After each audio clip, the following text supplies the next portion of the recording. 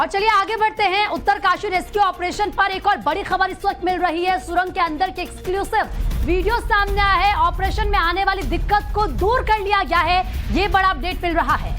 आपको बताते चले, टाइम्स ऑफ नवभारत लगातार मौके पर मौजूद है, वहां से पल पल की अपडेट आप तक पहुंचा रहा है। बड़ी खबर ये कि जो अगर मशीन है, अगर मशीन जो ड्रिलिंग कर रही थी, उस रास्ते में जो रुकावट आई थी उसको कैसे काटकर बाकायदा रास्ता बनाया गया, ये तस्वीर, ये वीडियो उसकी तस्दीक करता है। दरअसल ये सुरंग का ही हिस्सा है और जो पाइप अंदर डाला गया, खासतौर से इसके माध्यम से जो पैसेज बनाया गया है बाहर निकलने के लिए, यहाँ से इन फंसे मजदूरों को बाहर निकालने के लिए जो खासतौर से पाइप डाला गया, उसको बाकायदा ड्रिलिंग के माध्यम से अंदर पुश किया जा रहा था। इसी बीच जो मलबा है उसमें पहले देखा कि सरिये कहीं ना कहीं आड़े आए। जब सरियों को हटाया गया मैनुअली, अपने आप में वो काफी चैलेंजिंग था। उसके बाद में जो गार्डर था, गार्डर अपने आप में एक चुनौतीपूर्ण था। यही वजह है कि जैसे तैसे ड्रिल करते हुए वहां से उसको फिर गैस कटर से हटाया गया और अब एक बार फिर से जो रेस्क्यू ऑपरेशन है वो बहाल हो चुका है। और ज्यादा बातचीत के लिए हमारे दो सहयोगी क्योंकि लगातार वहीं पर डटे हुए हैं, बरखा शर्मा और अभिषेक सिन्हा। लेकिन बरखा, जरा बताएं, क्योंकि बड़ी अपडेट ये मिल रही है कि जो दिक्कत अभी तक इस ऑपरेशन में आ रही थी बीच में, उसको दूर कर लिया गया है। क्या फिलहाल वहां से अपडेट?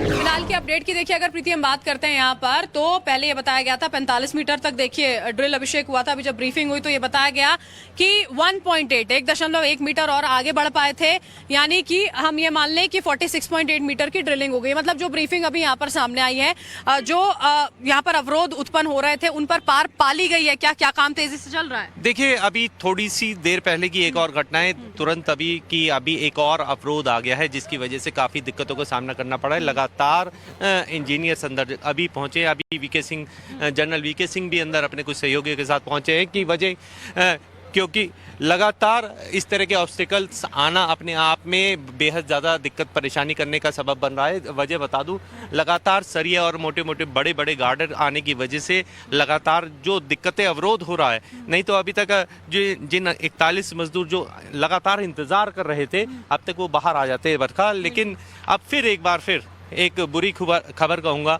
कि एक बार फिर ऑब्स्टिकल आ गया है, जिसकी वजह से फिर काम रोक दिया गया है, फिर ऑगर मशीन को रोका गया है और फिर एक बार फिर दोबारा से मैनुअल ड्रिलिंग करके उसे बाहर निकालने की प्रयास किया जा रहा है। अच्छा अभिषेक, पीएमओ ऑफिशियल जो है नीरज जी, उनकी ओर से जब बातचीत की जा रही थी तो वो ये कह रहे थे कि अभी जब समस्या आई थी, जब वो सरिये काट कर निकाले गए थे गैस कटर से, तो पूरी ऑगर को बाहर निकालना पड़ा। 2 घंटे का वक्त तो उसी में जाया हो गया वहां पर। और उसके बाद अब वो ये कह रहे थे कि अगर इस तरह की कोई समस्या आती है तो उसके लिए विकल्प होगा। ये मतलब विकल्प हो क्या सकता है? अगर अंदर कोई अवरोध उत्पन्न हो रहा है तो आपको अंदर जाकर ही उसको ठीक करना पड़ेगा मैनुअली, तो उसका विकल्प है क्या? देखिए बरखा, इसमें मैनुअली विकल्प के अलावा और कोई विकल्प नहीं है। ऑगर मशीन सिर्फ और सिर्फ मलबे को हटा सकती है। बड़े ऑब्स्टिकल जितने आ जाते हैं, बोल्डर आ जाते हैं, सरिया आ जाते हैं, उन्हें वो हटाने में बिल्कुल नाकामयाब रहती है।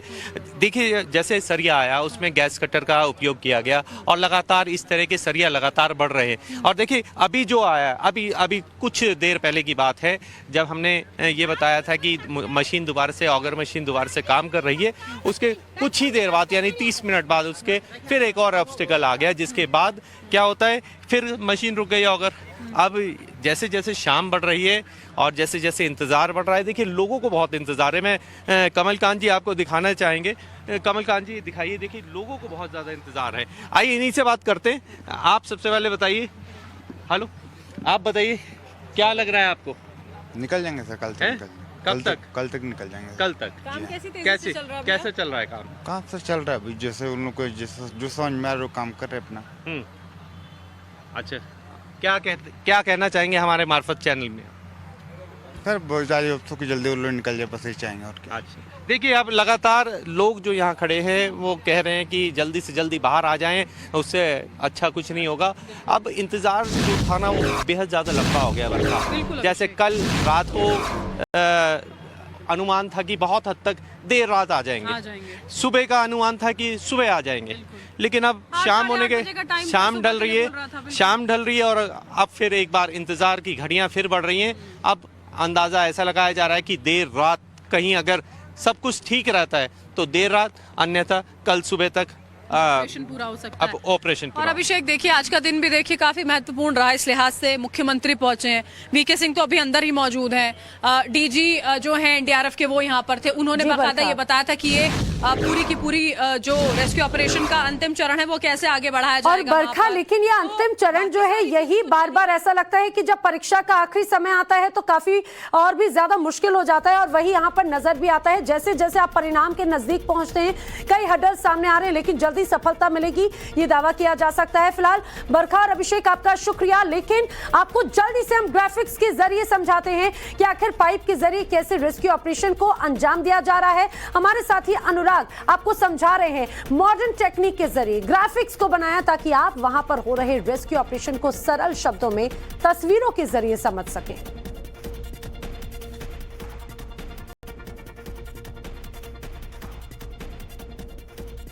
तो पूरा देश आज जिस बात का इंतजार कर रहा है वो ये है कि आखिर कब वो 40 जिंदगियां उस सुरंग से बाहर आएंगी जो पिछले 12 दिनों से उस सुरंग में फंसी हुई थी। एक एक करके सारे श्रमिकों को बाहर आना है, लेकिन उसके लिए तैयारियां क्या की गई हैं। देखिए, इन 12 दिनों में कई चरणों में ये रेस्क्यू ऑपरेशन चलता रहा, कई मौकों पर रेस्क्यू टीम को निराशा भी हाथ लगी, लेकिन आज आखिरकार वो दिन है जब एक एक करके सारे श्रमिक जो है वो बाहर आएंगे। मैं आपको ग्राफिक्स के माध्यम से बताने जा रहा हूं कि वो पूरी प्रक्रिया क्या रहने वाली है जिससे ये श्रमिक जो है वो सुरंग के अंदर जो फंसे हुए थे वो बाहर आने वाले हैं। मेरे ठीक पीछे आप ये जो ग्राफिक्स विजुअलाइजेशन देख रहे हैं, देखिए बहुत आसान शब्दों में आपको बताने की हम कोशिश कर रहे हैं, क्योंकि अब तक जो प्रक्रिया थी वो बहुत जटिल थी। तो ये ऐसा नहीं है कि बहुत आसान होगा कि ये जो श्रमिक हैं वो बाहर आ जाएंगे एक बार।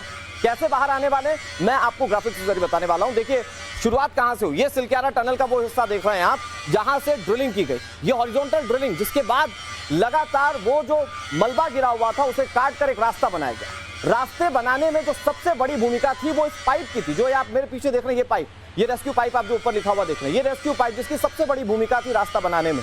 ये पाइप बिछाने में काफी दिन लगे रेस्क्यू टीमों को, और आखिरकार ये पाइप बिछाकर अब वो वक्त आ चुका है जब एक एक करके तमाम श्रमिकों को निकाला जाएगा।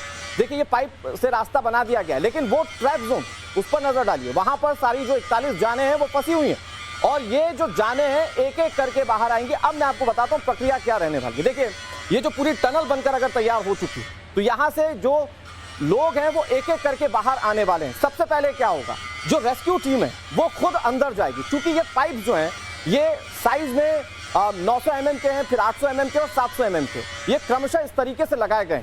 तो जो रेस्क्यू टीम है वो खुद क्रॉल करते हुए, रेंगते हुए अंदर जाएगी, क्योंकि एनडीआरएफ के जवान होंगे रेस्क्यू टीमों में, ट्रेन प्रोफेशनल्स होंगे, तो वो जानते हैं कि इस तरह की रेस्क्यू पाइप से कैसे अंदर दाखिल होना है। वो पहले अंदर जाएंगे, वहाँ की स्थितियों को, वहाँ के हालात को समझेंगे, उसके बाद हो सकता है कि मजदूरों से कुछ देर बात करें वो, फिर उसके बाद वो प्रक्रिया शुरू होगी जिसका इंतजार पूरा देश कर रहा है। ये आप देखिए मेरे ठीक पीछे ये जो आप विजुअलाइजेशन देख रहे हैं, इसमें आप देख रहे होंगे कि कैसे एक एक करके लोगों को बाहर निकाला जा रहा है। सबसे बड़ी बात यह है कि अंदर जाने के बाद टीम इस बात को भांपेगी कि वहाँ की परिस्थितियाँ क्या हैं, और उसके बाद वो प्रक्रिया शुरू होगी जब श्रमिक जो हैं वो बाहर आएंगे। मेरे ठीक उस तरफ जो आप देख रहे हैं, लेफ्ट हैंड साइड पर जो आप देख रहे हैं, वहाँ से श्रमिक एक एक करके बाहर ला रहे हैं। देखिए वहाँ जाने के बाद जिसको जरूरत होगी उसे स्ट्रेचर के माध्यम से बाहर ले जाया जाएगा। जो श्रमिक खुद निकल सकते हैं वो क्रॉल करते हुए इन पाइप्स के माध्यम से बाहर निकलेंगे, और सबसे आखिर में एनडीआरएफ के जवान, रेस्क्यू टीमों के जवान निकलेंगे, ये सुनिश्चित करने के बाद कि कहीं कोई पैनिक तो नहीं कर रहा है, कहीं कोई दिक्कत में तो नहीं। ये जाने के बाद उन्हें ये देखना पड़ेगा कि मेंटल स्थिति क्या है, हेल्थ ग्राउंड क्या है, और उसके बाद जब सारे श्रमिक बाहर होंगे तब उसके बाद कहीं जाकर एक एक एनडीआरएफ का जवान, रेस्क्यू टीम के जवान जो हैं वो बाहर आएंगे। ये पूरा प्रोफार्मा आप मेरे पीछे देख रहे हैं, ये ग्राफिक्स विजुअलाइजेशन आपको बहुत आसान शब्दों में समझा रहा है कि कैसे ये जो पूरी प्रक्रिया इवैक्यूएशन की, मजदूरों की, वो पूरी होने वाली है। तो अंदर किस तरीके के हालात है और किस तरीके से रेस्क्यू ऑपरेशन चलाया जा रहा है ये समझाने की आपको कोशिश की, लेकिन फिर से टनल के अंदर फंसे मजदूरों से बात की गई है। सीएम धामी ने मजदूरों से बातचीत की है, बड़ी खबर इस वक्त की आपको बता रहे हैं। सीएम धामी ने मजदूरों से हालचाल जाना और जिस तरह से रेस्क्यू ऑपरेशन चल रहा है, बाहर हो रही तमाम गतिविधियों से भी यहां पर मजदूरों को अवगत कराया। सुनिए। गब्बर सिंह जी, मैं पुष्कर सिंह धामी बोल रहा हूँ। राम राम, कैसे हैं आप लोग?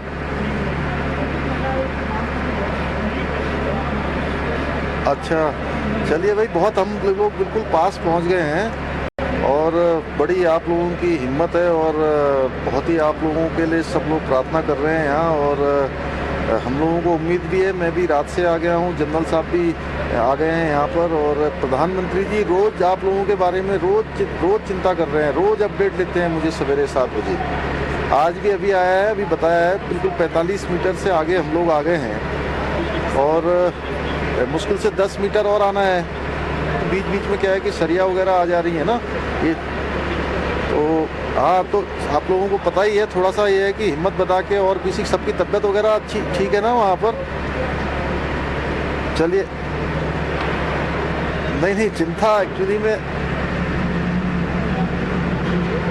नहीं, बहुत सब लोगों की दुआ है कि जल्दी से जल्दी सब लोग बाहर आ जाएंगे, हम लोग प्रार्थना कर रहे हैं। और यहाँ पर सारी चीज़ें, एम्बुलेंस की व्यवस्था कर रखी है बाहर, जैसे आप लोग बाहर आएंगे अस्पताल की व्यवस्था है, उसके अलावा जो भी सब इंतजाम हो सकते हैं वो सारे के सारे हम लोग कर रहे हैं। और बहुत बड़ा ऑपरेशन चल रहा है, पूरे देश भर से सारी मशीनें यहाँ पर आई हुई हैं, सारे एक्सपर्ट आए हुए हैं, विदेशों के भी आए हुए हैं। ये सारी बातें सबको पता, चलिए बहुत है, ठीक है। खाना वाना पहुंच जा रहा है, अभी पानी है अंदर, हाँ बिल्कुल टेंशन नहीं लेनी है, और सबको बिल्कुल जो है कहिए कि बस जल्दी से जल्दी, और आप ही लोगों को नहीं है, आप लोगों के लिए पूरा देश लगा हुआ है, ठीक है ना। और अभी प्रधानमंत्री जी को मैंने बताया है कि उन्होंने कहा कि भाई कब तक क्या संभावना है, मैंने कहा बहुत जल्दी की संभावना है और हो जाएगा, है ना। हाँ सब लगे हैं बिल्कुल, यहाँ हेलीकॉप्टर वगैरह भी सब व्यवस्था कर रखी है, अगर किसी को बाहर आते कोई मेडिकल वगैरह की भी ज़रूरत पड़ेगी तो उसके लिए भी हम लोग सब व्यवस्था कर रहे हैं। तो ठीक है, सबका ध्यान रखिए, और बिल्कुल जो है बस जल्दी से जल्दी अब तो भगवान की प्रार्थना करनी है हम लोगों को कि जल्दी से जल्दी बाकी एक्सपर्ट लोग और जितने भी हमारे टेक्नीशियन हैं, ये इंजीनियर हैं, सब अपना काम कर रहे हैं। ठीक, तो देखिए, मुख्यमंत्री पुष्कर सिंह धामी ने इन मजदूरों को समझाया और ये भी उन्हें उम्मीद जताई है कि जल्द ही वो बाहर अपनों के साथ में होंगे। और चलिए अब आगे बढ़ते हैं। पीएम मोदी थोड़ी देर में कृष्ण की नगरी यानी कि मथुरा पहुंचने वाले हैं और पीएम मोदी श्री कृष्ण जन्म स्थान में दर्शन और पूजा करेंगे। तो जन्मभूमि जाने वाले देश के पहले प्रधानमंत्री नरेंद्र मोदी अब बन चुके हैं पीएम मोदी। दरअसल कृष्ण भक्त मीराबाई के जन्मोत्सव समारोह में शामिल यहाँ पर होने वाले हैं और किस तरह से पीएम मोदी के स्वागत के लिए तैयारियां की गई हैं, देखिए। और देखिए, पीएम की इस यात्रा को देखते हुए कृष्ण नगरी मथुरा में सुरक्षा के चाक चौबंद इंतजाम किए गए हैं। मोदी इस खास मौके पर 525 रुपए का सिक्का भी जारी करेंगे। दरअसल 525 का इसीलिए क्योंकि आज मीराबाई की 525वीं जयंती है और रंगारंग प्रस्तुतियों की तस्वीर यहाँ पर अभी से नजर आती है। सीधे मथुरा का रुख कर लेते हैं, हमारे साथ में रविकांत राय जुड़ रखे हैं।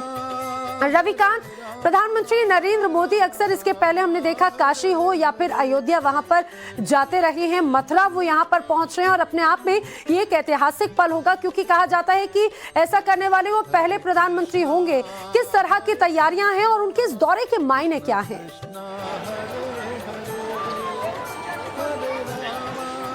देखिए नैना, प्रधानमंत्री बनने के बाद नरेंद्र मोदी 4 बार मथुरा आए, लेकिन इस बार का दौरा कई मायनों में बेहद खास रहने वाला है क्योंकि प्रधानमंत्री 4 घंटे तक श्री कृष्ण की जन्मस्थली मथुरा में रहेंगे और ये पहली बार होगा कि देश का प्रधानमंत्री श्री कृष्ण जन्मभूमि, जो ठीक मेरे पीछे आप देख रहे हैं, यहीं पर प्रधानमंत्री नरेंद्र मोदी आएंगे और जो गर्भगृह है जहां पर सनातन धर्म के लोग ये मानते हैं कि भगवान श्री कृष्ण का जन्म हुआ, उसका दर्शन करेंगे। और इसके सियासी मायने भी बहुत हैं क्योंकि बीजेपी के कोर एजेंडे में मथुरा रहा है, चाहे अयोध्या हो, काशी हो, उसके बाद मथुरा की बात है। यहाँ पर जो श्री कृष्ण भक्त हैं हमारे साथ हैं, पीएम पहली बार यहाँ पर आ रहे हैं, क्या आप लोग सोचते हैं इसके क्या मायने हैं?